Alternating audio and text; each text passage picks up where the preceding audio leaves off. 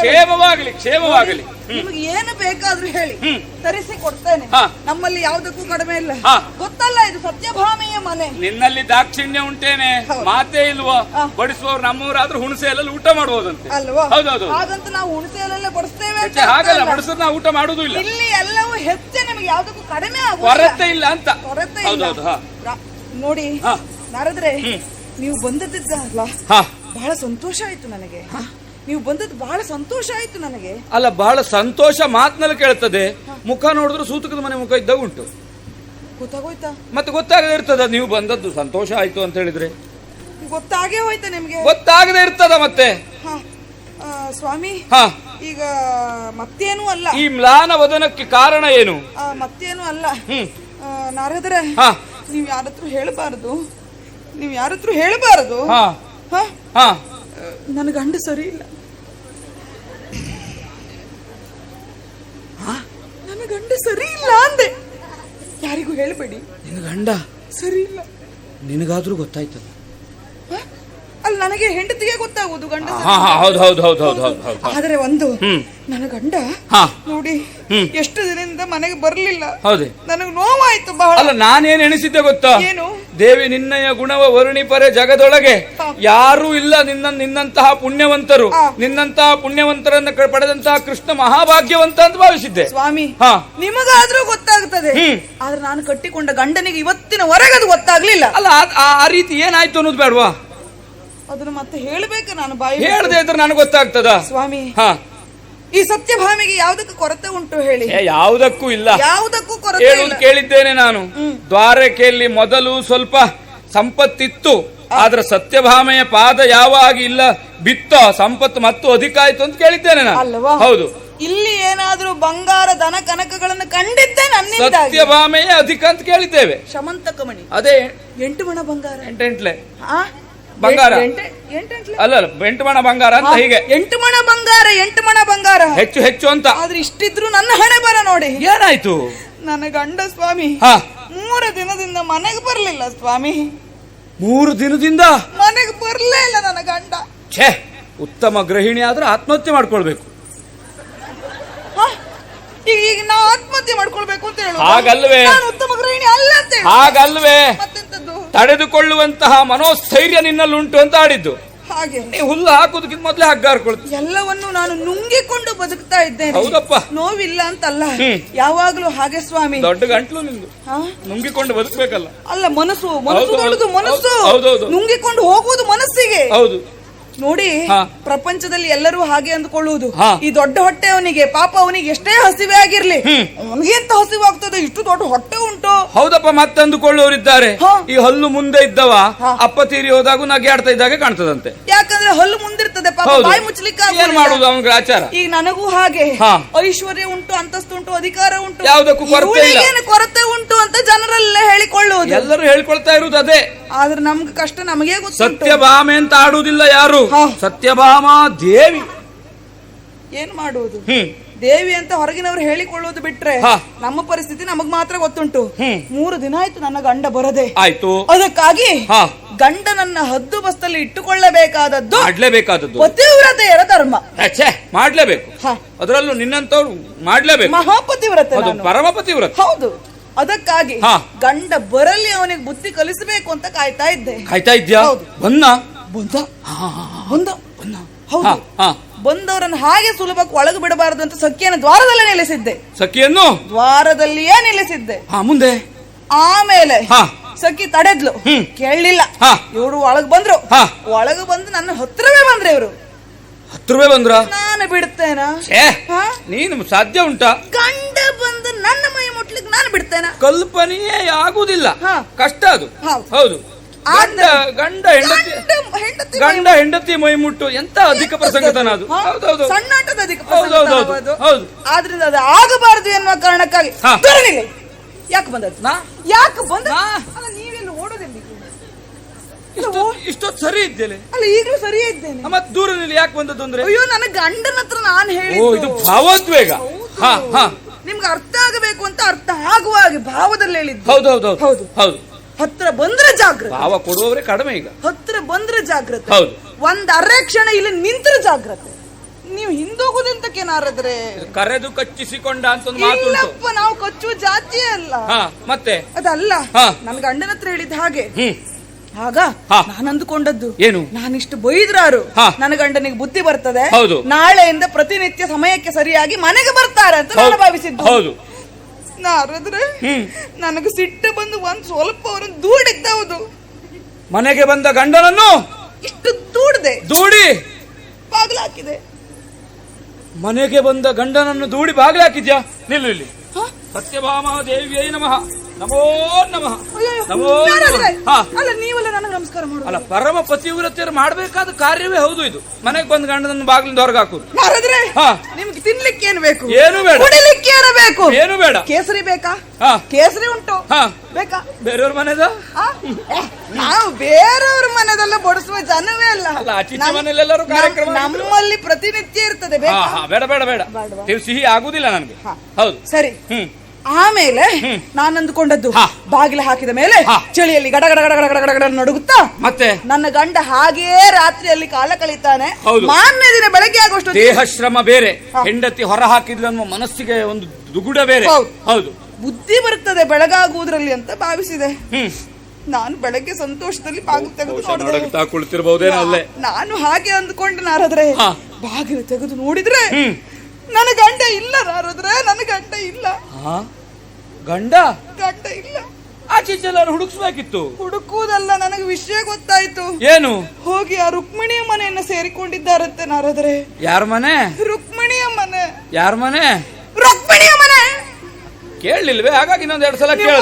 ಮತ್ತೆ ಅವಳ ಹೆಸರು ಹೇಳಿಸ್ಬೇಡಿ. ನನ್ನ ಬಾಯಿಗೆ ಎಷ್ಟು ತೀರ್ಥ ಹಾಕೊಂಡ್ರು ಸಾಕಾಗ್ಲಿಕ್ಕೆ. ಇಡೋ ರುಕ್ಮಿಣಿ ಮನೆ ಅಲ್ವಾ? ಅವಳು ಮನೆ. ಅವಳು ಮನೆಗೆ ಹೋಗಿ ಸೇರಿಕೊಂಡಿದ್ದಾರೆ. ನನಗೆ ಬಹಳ ನೋವಾಗಿದೆ ನಾರದ್ರೆ. ಆದ್ರೆ ಒಂದು ಸಮಾಧಾನ. ಏನು? ನನ್ನ ಗಂಡ ಇಲ್ಲದೆ ಹೋದ್ರೆ ಏನಂತೆ? ಇವತ್ತು ನೀವು ಬಂದ್ರಲ್ಲ ನಾರದ್ರೆ. ನಾರಾಯಣ ನಾರಾಯಣ. ಯಾರಾದ್ರೂ ಆಚೀಚೆ ಅವ್ರು ಕೇಳಿಸ್ಕೊಂಡ್ರೆ ಏನಾಯ್ತು? ನನ್ನ ಶೀಲವನ್ನೇ ಕಳಂಕಿಸಿ ಯಾರು? ನಾನು ಅಂತ ಮಾತಾಡಿದ್ನ. ಮತ್ತೇನು? ಗಂಡ ಬರ್ಲಿಲ್ಲ ನಾರದ್ರೆ ನೀವಾದ್ರೂ ಬಂದ್ರಲ್ಲ ಅಂದ್ರೆ ಅರ್ಥ ಉಂಟು ಅದಕ್ಕೆ? ಹಾಗಲ್ಲ ನಾನು ಹೇಳಿದ್ದು ಹಾಗಲ್ಲ ನಾರದ್ರೆ. ಮತ್ತೇನು? ನೀವ್ ಯಾಕೆ ಅಪಾರ್ಥ ಮಾಡಿಕೊಳ್ಳುವುದು? ಅಪಾರ್ಥ ಬರುವಾಗ ಹೇಳ್ದೆ ನೀನು. ಗಂಡ ಬರದೆ ನನಗೆ ಸಮಸ್ಯೆ ಆಗಿದೆ, ನೀವು ಬಂದಿರಲ್ಲ, ಆ ಸಮಸ್ಯೆಗೆ ಪರಿಹಾರ ಸಿಕ್ಕಿದ ಹಾಗಾಯ್ತು ಅಂತ. ಇದೆರಡು ವಾಕ್ಯ ಮೊದ್ಲು ಹೇಳಿದ್ರು ಗಂಟು ಕಳೀತಿತ್ತ. ಅಲ್ಲ, ಅದಿಷ್ಟು ಉದ್ದ ಆಗ್ತದಲ್ಲ ವಾಕ್ಯ. ಅದಕ್ಕಾಗಿ ನಾನು ಮೊಟಕು ಮಾಡ್ಲಿಕ್ಕೆ ಹೋದದ್ದು. ಮೊಟಕು ಮಾಡಿದ್ರೆ ಅಪಾರ್ಥ ಆಗ್ತದೆ. ಅಲ್ಲ, ಇದು ಅರ್ಥ ಇದೆ. ಮೊಟಕು ಎಲ್ಲಿ ಮಾಡ್ಬೇಕು ಅಲ್ಲಿ ಮಾಡುವ.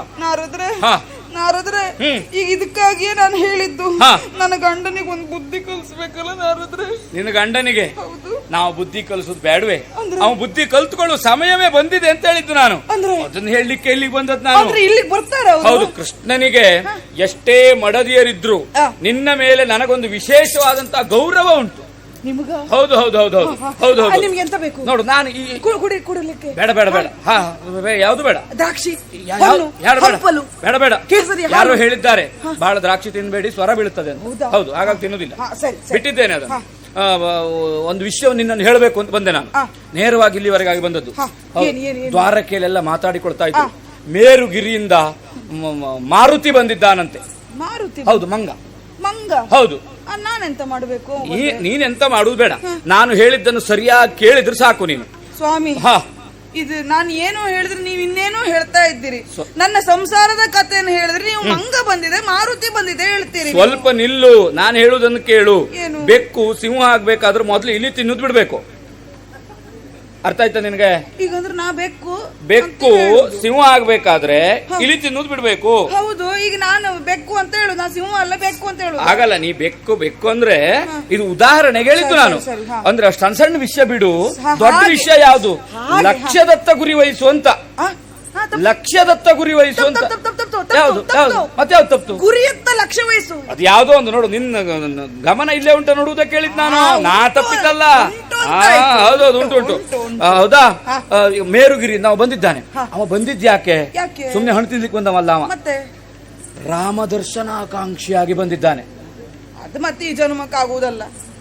ರಾಮ ರಾಮ ದರ್ಶನ ಆಗಬೇಕು ಅಂದ್ರೆ ತ್ರೇತಾಯುಗದಲ್ಲಿ ಮುಗಿದು ಹೋಗಿದೆ ರಾಮನ ಅವತಾರ. ಈಗ ಎಲ್ಲಿಂದ ಸಿಗ್ತಾನೆ ರಾಮ? ನಿನಗೆ ತಣ್ಣೀರ್ ಹಾಕುದು ಅಂದ್ರೆ ಇಷ್ಟದ ಕೆಲಸ ಹೇಗೆ? ಯಾಕೆ? ಮತ್ತೆ ಯಾವ ವಿಷಯವೂ ನಿನಗೆ ಬೇಕೇ ಆಗುದಿಲ್ಲ, ಅದಾಗುದಿಲ್ಲ ಇದಾಗುದಿಲ್ಲ, ಯಾವ್ದಾಗ್ತದೆ ಮತ್ತೆ? ಸ್ವಾಮಿ, ಹಾ. ನೀವೇನಾದ್ರೂ ವಾಸ್ತವದ ವಿಷಯ ಹೇಳಿದ್ರೆ ಒಪ್ಪಿಕೊಳ್ಳಬಹುದು. ರಾಮ ದರ್ಶನ ಆಗಬೇಕು ಅಂತ ಬಂದ್ರೆ ರಾಮ ಎಲ್ಲಿದ್ದ? ನಾನು ಹೇಳೇ ಮುಗಿಲಿಲ್ಲ, ಮೊದ್ಲೇ ಬಾಯಿ ಆಗ್ತೀನಿ ನೀನು. ಆಯ್ತು, ನಾನು ಸುಮ್ಮನೆ. ರಾಮ ದರ್ಶನಾಕಾಂಕ್ಷಿಯಾಗಿ ಬಂದಿದ್ದಾನೆ ಅವ.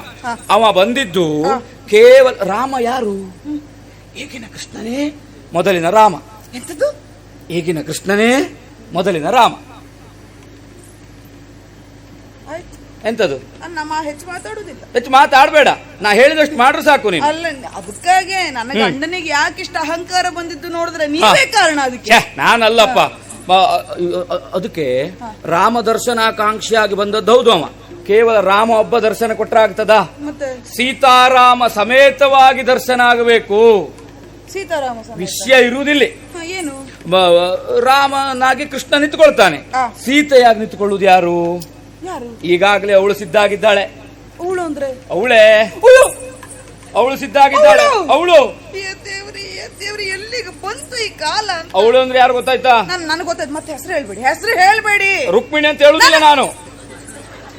ಮತ್ತೆ ಹೆಸರು ಹೇಳ್ತೀರಾ ನೀವು? ಅಲ್ಲ, ಅವಳೆ ಮತ್ತೆ ಬೇರೆ ಯಾರಾದ್ರೂ ಕಾಳಿಂದಿ ಅಂತ ತಿಳ್ಕೊಂಡ್ರೆ? ಹಾಗೆಲ್ಲ ತಿಳ್ಕೊಳ್ಳೋದಿಲ್ಲ. ಅವಳು ಅಂದ್ರೆ ಅವಳು ಅಂದ್ರೆ ಅಷ್ಟು ಇದುಂಟ. ಹೌದು, ಅವಳು ಸಿದ್ಧಾಗಿದ್ದಾಳೆ. ಆದ್ರೆ ಗುಟ್ಟಿರುವುದೇ ಇಲ್ಲಿ. ಏನು ಗುಟ್ಟು? ನೀನು ಸೀತಾರಾಮಚಂದ್ರ ನೋಡಿದ್ಯಾ? ನೋಡ್ಲಿಲ್ಲ. ಹನುಮಂತ ಅವರಿಬ್ಬರನ್ನು ನೋಡಿದ್ದಾನೆ. ಈಗ ಕೃಷ್ಣನನ್ನ ರಾಮ ಅಂತ ಅವನು ಒಪ್ಪಬಹುದು, ಆದ್ರೆ ರುಕ್ಮಿಣಿ ಅಂತ ಅವನು ಸೀತೆಯನ್ನು ಒಪ್ಬೇಕಾ ಬೇಡವಾ? ಅದಕ್ಕೊಂದು ಲಕ್ಷಣ ಬೇಡವಾ? ಸುಮ್ಮನೆ ಯಾರು ಹೋಗಿ ವೇಷ ಸೀತೆ ಆಗ್ತಾರ? ಹೌದು, ರುಕ್ಮಿಣಿ ಅಷ್ಟು ಸುಂದರವಾಗಿದ್ದಾಳೆ, ಒಪ್ಲಿಕ್ಕೆ ಸಾಧ್ಯ ಉಂಟಾ? ನೀನೇ ಆಗ್ಬೇಕು ಅದಕ್ಕೆ. ರುಕ್ಮಿಣಿ ಅಷ್ಟು ಸುಂದರವಾಗಿದ್ದಾಳೆ, ಒಪ್ಲಿಕ್ಕೆ ಸಾಧ್ಯ ಉಂಟಾ? ನೀನೇ ಆಗ್ಬೇಕು ಅಂತ. ಆದ್ರೆ ರುಕ್ಮಿಣಿ ಸುಂದರವಾಗಿದ್ದಾಳೆ, ನಾನು ಸುಂದರವಾಗಿಲ್ಲ. ಸೀತೆ ಹಾಗಲ್ವೇ? ಮುಂದೋದವ ಗುಣವಂತ ಅಂದ್ರೆ ಹಿಂದೋದವ ಹನುಮಂತ ಅಂತ ಅಲ್ಲ. ಗುಣವಂತ ಮುಂದೆ ಹೋದವ ಗುಣವಂತ ಅಂತ ಹೇಳಿದ್ರೆ ಹಿಂದಿದ್ದವ ಹನುಮಂತ ಅಂತ ಅಲ್ಲ. ಅದಕ್ಕೆ ಅರ್ಥ ಬೇರೆ ಉಂಟು. ರುಕ್ಮಿಣಿ ಸೌಂದರ್ಯವತಿ, ನೀನು ಪರಮ ಸೌಂದರ್ಯವತಿ ಅಂತ. ಹೀಗೆ ಬನ್ನಿ, ಕೂತ್ಕೊಳ್ಳಿ.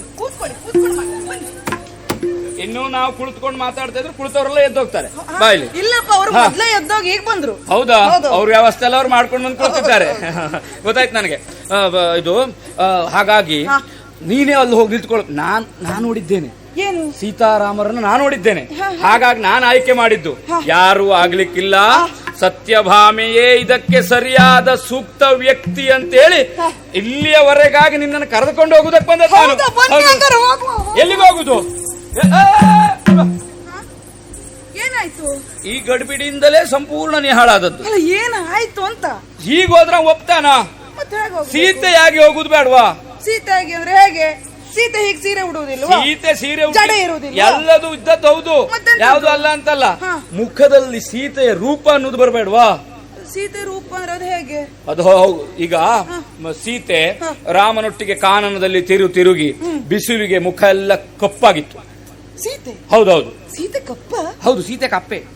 ಹೌದು, ಕಪ್ಪು ಸೀತೆ ಕಪ್ಪಿದ್ದದ್ದು. ಸೀತೆ ಮುಖ ಕಪ್ಪಾಗಿತ್ತು. ಮತ್ತೆ ಅವಳು ದೊಡ್ಡ ದೊಡ್ಡ ಆಭರಣ ಎಲ್ಲ ಧರಿಸ್ತಿದ್ಳು. ಹೌದೌದು. ಅಯೋಧ್ಯೆಯಿಂದ ಹೊರಡುವಾಗ ಈ ರಾಮ ಲಕ್ಷ್ಮಣರೆಲ್ಲರೂ ಆಭರಣವನ್ನ ತೆಗೆದಿಟ್ರು. ಸೀತೆ ಆಭರಣವನ್ನ ತೆಗೆದಿಡುವಾಗ ದಶರಥ ಮಹಾರಾಜ ಹೇಳಿದ್ನಂತೆ, ಅದು ಅವಳಿಗೆ ಅವಳ ತಂದೆಯ ಮನೆಯಲ್ಲಿ ಕೊಟ್ಟದ್ದು, ತೆಗೆಯುವ ಹಾಗಿಲ್ಲ ಅಂತ. ಹಾಗೆ ಅದಷ್ಟೇ ಅಲ್ಲದೆ ಮತ್ತೆ ಕಾನನದಲ್ಲಿ ಋಷಿ ಮುನಿಗಳ ಪತ್ನಿಯರೆಲ್ಲ ಕೊಟ್ಟಂತ ಆಭರಣ ಎಲ್ಲ ಇತ್ತು, ಅದನ್ನೆಲ್ಲ ಧರಿಸಿಕೊಂಡದುಂಟು. ಹೌದು, ದೊಡ್ಡ ದೊಡ್ಡ ಆಭರಣ. ಸೀತೆ ಕಪ್ಪ ಅಂದ್ರೆ ಆಭರಣ ಉಂಟು ಅಲ್ವಾ? ಆಭರಣಗಳೆಲ್ಲ ಉಂಟಪ್ಪ. ಹೌದು, ಉಂಟು. ಮತ್ತಷ್ಟೇ ಅಲ್ಲ, ಹೀಗೆಲ್ಲ ಸಿದ್ಧತೆ ಮಾಡ್ಕೊಳ್ಬೇಕು. ಮುಖ ಕಪ್ಪಿರ್ಬೇಕು, ಈ ದೊಡ್ಡ ಇದು ರಥದ ಚಕ್ರದಂತಹದ್ದೊಂದು ಇದಿಡ್ಬೇಕು. ಅವ್ರು ಪರಮ ಪತಿವ್ರತೆ ಅಲ್ವವಳು. ಪತಿವ್ರತೆಯರಿಗಾದ್ರೆ ಸಣ್ಣದು, ಹೌದು, ಅರ್ಧ ಮುಖಕ್ಕೆ ಬರ್ಲಿ. ಹೌದು, ಹಾಗೆ ನೀನು ಕಪ್ಪೆಲ್ಲ ಹಚ್ಚಿ ಸಿದ್ಧತೆ ಆಗ್ಬೇಕು. ಈಗ ನಾನು ಕಪ್ಪುಕಪ್ಪಾಗಿ ಬರ್ಬೇಕು. ಈಗ ಆಭರಣ ಎಷ್ಟು ಬೇಕು? ಸತ್ರಾರ್ಜಿತನ ಮಗಳು ಸತ್ಯಭಾಮೆ ಜವಂತಕ 8 ಮಣ ಬಂಗಾರ. ಹೌದಪ್ಪ, ಎಷ್ಟು ಬೇಕು ಹೆಚ್ಚಾಗುವಷ್ಟು ಉಂಟು. ಹೇರಿಕೊಂಡು ಬರುವುದು ಬೇಡ. ಯಾವ್ಯಾವ್ದನ್ನೆಲ್ಲ ಕಟ್ಕೊಳ್ಬೇಕು ಅಲ್ಲಲ್ಲಿ ಕಟ್ಕೊಂಡು ಬಂದ್ರೆ ಸಾಕು. ಅಂದ್ರೆ ಈಗ ಸೊಂಟಕ್ಕೆ ಡಾಬು. ಹೌದೌದೌದೌದು. ಇಲ್ಲಿ ಹೌದೌದೌದು. ಇಲ್ಲಿ ಸೊಂಟಕ್ಕೆ ಕಟ್ಟುವುದನ್ನು ಕಂಠಕ್ಕೆ ಕಟ್ಟಿದ್ರು ಆದೀತು. ಯಾಕೆ ಗೊತ್ತಾ? ಯುಗದಿಂದ ಯುಗಕ್ಕೆ ಮನುಷ್ಯನ ದೇಹದ ಆಕೃತಿ ಅನ್ನೋದು ಸಣ್ಣ ಆಗ್ತಾ ಬರ್ತದಂತೆ. ನಿನಗಂತಲೂ ಸೀತೆ ದೊಡ್ಡ ಇದ್ಲು, ಹಾಗಾಗಿ ಅವನಿಗೆ ಕಾಣ್ಬೇಕಾ ಬೇಡವಾ? ಹಾ. ಕೃಷ್ಣ ಹೇಗಾದರೂ ದೊಡ್ಡಾಗಿ ನಿಂತು ಬಿಡ್ತಾನೆ, ಮಾಯಾವ್ಯವ. ಹೌದೌದೌದೌದು, ನೀನು ಸರಿಯಾಗಿ ಸಿದ್ಧತೆ ಹೋಗು. ಅದು ಮಸಿ ಉಂಟಲ್ಲ? ಅಯ್ಯೋ ಉಂಟಪ್ಪ, ಎಷ್ಟು ಬೇಕು ಊರಿಗೆ ಹಂಚು. ಒಳಗೆ ಎಷ್ಟು ಮಸಿ ಉಂಟ ಅಷ್ಟು ಹೊರಗೆ ಬರ್ಬೇಕು, ಹೊರಗೆ ಬರ್ತದೆ, ಬರ್ತಲೇಬೇಕು. ಒಂದು ಅರಕ್ಷಣದಲ್ಲಿ ಮತ್ತೆ ಕಟ್ಕೊಡ್ಲಿಕ್ಕೆ ಯಾರು ಬರುವುದಿಲ್ಲ. ಬೇಗ ಬೇಗ ಬೇಗ ಅಲ್ಲಿ ದರ್ಶನ ಆಗೋಗ್ತದೆ, ಇಲ್ಲ ಅಂದ್ರೆ ನಾವು ಮತ್ತೆ ಪ್ರಸಾದಕ್ಕೆ ಹೋಗ್ಲಿಕ್ಕೆ ಆಗ್ತದೆ. ಬೇಗ ಬೇಗ ಆಯ್ತೇನೆ. ದೊಡ್ಡ ರಥದ ಚಕ್ರದಂತದಿಡು, ದೊಡ್ಡ ತಿಲಕ. ಬೇಗ ಬೇಗ ಬೇಗ. ಯಾರ್ಯಾರಿಗೆಲ್ಲ ಭಾಗ್ಯ ಉಂಟೇನೋ ನೋಡ್ಲಿಕ್ಕೆ ಇವತ್ತು.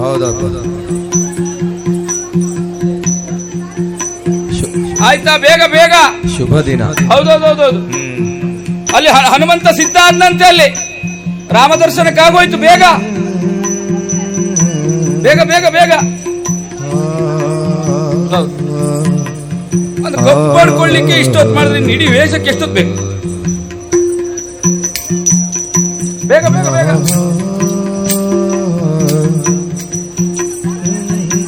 ಹೊರಗೆ ಬಂದಾಗ ಹೆದರ್ಬೇಡಿ ನೀವು. ಇಲ್ಲಪ್ಪ, ಹೆದರ್ಬೇಡಿ ಹೆದರ್ಬೇಡಿ. ಬೇಗ ಬೇಗ ಬೇಗ. ಕಪ್ಪು ಕಂಠಾಭರಣ ಎಲ್ಲ ಸರಿಯಾಗಿ.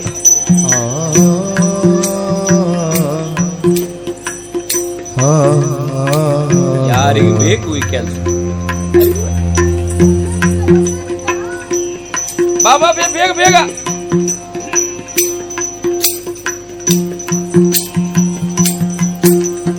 ನೀನೇ ಕಾಪಾಡು. ಹಾ, ಬರ್ಲಿಕ್ಕೆ ಕಡಿಲ್ಲ, ಬರ್ಲಿಕ್ಕೆ ಕಡಿಲ್ಲ, ಬರ್ಲಿಕ್ಕೆ ಕಡಿಲ್ಲ. ಬಾ ಬಾ ಬಾ ಬಾ ಬಾ ಬಾ ಬಾ ಬಾ, ಬರ್ಲಿ ಬರ್ಲಿ. ಬಾ ಬಾ ಬಾ ಬಾ ಬಾ ಬಾ. ಅಮ್ಮ ಜನಕ ಜಾತೆ ಸೀತಾ ಮಾತೆ, ನಮೋ ನಮಃ ನಮೋ ನಮಃ. ಸಾಕ್ಷಾತ್ ಸೀತಾದೇವಿ ನೋಡ್ದಾಗೆ ಆಯ್ತು ನನಗೆ. ಒಳ್ಳೇದಾಗ್ಲಿ ನಾರದ್ರೆ, ಒಳ್ಳೇದಾಗ್ಲಿ. ಆಯ್ತು ಆಯ್ತು. ಹೇಗೆ? ನಿಜವಾಗಿ ಹೇಳ, ಸೀತೆಯು ಹೀಗಿರ್ಲಿಲ್ಲ. ಹೌದಾ? ಹೌದು, ಸೀತೆಯು ಹೌದೌದೌದೌದು. ಅಯ್ಯೋ, ಹೌದೌದು. ಹಾಗಾದ್ರೆ ಹೋಗುವ. ಬೇಗ ಬೇಗ.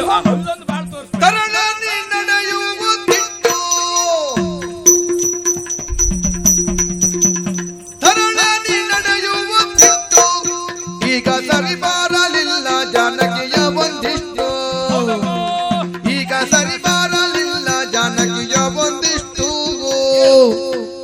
ತೆರಳೆ ದಂಡಕದಲ್ಲಿ ಕಲ್ಲು ಮುಳ್ಗಳು ನೋಟಿ, ತೆರಳೆ ದಂಡಕದಲ್ಲಿ ಕಲ್ಲು ಮುಳ್ಗಳು ನೋಟಿ, ಭರಿತ ಗಾಯದಿ ಕುಂಟು ಹಾಕುತ್ತ ಕುಂಟು ಹಾಕುತ್ತ ಕುಂಟು ಹಾಕುತ್ತ ಕುಂಟು ಹಾಕುತ್ತ ನಡೆವಳು.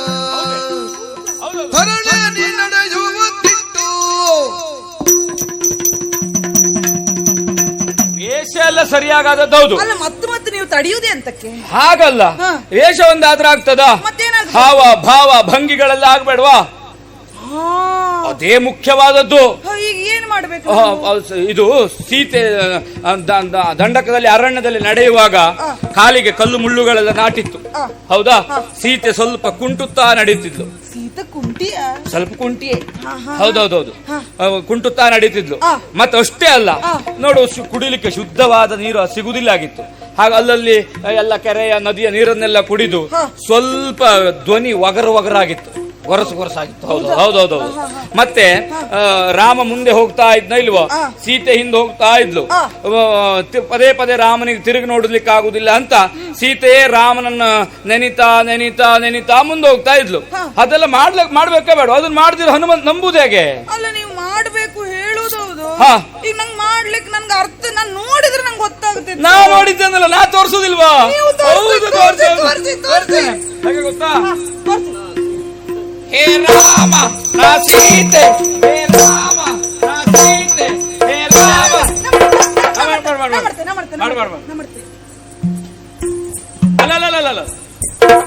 ಬಲಗಾಲ್ ಮೊದ್ಲು. ನಂಗೆ ಗೊತ್ತಾಗ್ಲಿಲ್ಲ. ಇನ್ನೊಂದ್ಸಲಿ ಒಂದ್ಸಲಿ ಬೇಕು ಅಂತ ಕೇಳಿದ್ದಲ್ಲ. ಇಲ್ಲ ನನಗೆ ಗೊತ್ತೇ ಆಗ್ಲಿಲ್ಲ. ನಾನೇ ಇನ್ನೊಬ್ಬರನ್ನ ಆಟ ನೀವು ಮಾಡಿದ್ ನೋಡುವಾಗ ನನಗೆ ಬಹಳ ಸುಲಭ ಇದೆ ಅನಿಸ್ತು. ನಾನೇ ಇನ್ನೊಬ್ಬರನ್ನ ಆಟ ಆಡಿಸುವ ಅಂದ್ರೆ ನಾರದರನ್ನೇ ಒಮ್ಮೆ ಆಟ ಆಡಿಸಿದ್ರೆ ಹಾಗೆ ವಿಚಾರ ಮಾಡಿದೆ. ಮತ್ತೆ ಇನ್ನು ಒಂದೇ ಸಲ ತೋರಿಸುದು, ಪದೇ ಪದೇ ತೋರಿಸುದಿಲ್ಲ. ಹೌದು.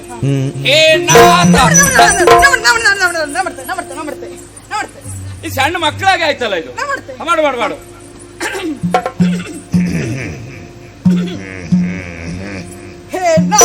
ಇಲ್ಲ ಇಲ್ಲ ಇಲ್ಲ ಇಲ್ಲ, ಧ್ವನಿ ಮತ್ತು ಒಗರಾಗ್ಬೇಕು. ಹೌದೌದು. ಏನಾತ ಹೀಗೆ ಬರ್ಬೇಕು. ಸ್ವರ ಹೋದ್ರೋಟಿಲ್ಲ ಇವತ್ತು.